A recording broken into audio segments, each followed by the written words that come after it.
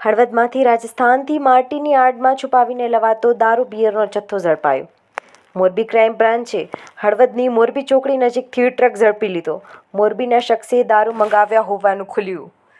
મોરબીના શખ્સે રાજસ્થાનથી વિદેશી દારૂ અને બિયરનો જથ્થો મંગાવી હોવાની બાતમીના આધારે મોરબી એલસીબીની ટીમે હળવદની મોરબી ચોકડીએથી વોચ ગોઠવીને માટીની આડમાં ટ્રકના ચોરખાનામાં છુપાવીને લવાયેલો વિદેશી દારૂ અને બિયરનો જથ્થો, જેની કિંમત ₹1,13,220ના જથ્થા સાથે રાજસ્થાની ટ્રક ચાલકને ઝડપી પાડ્યો છે.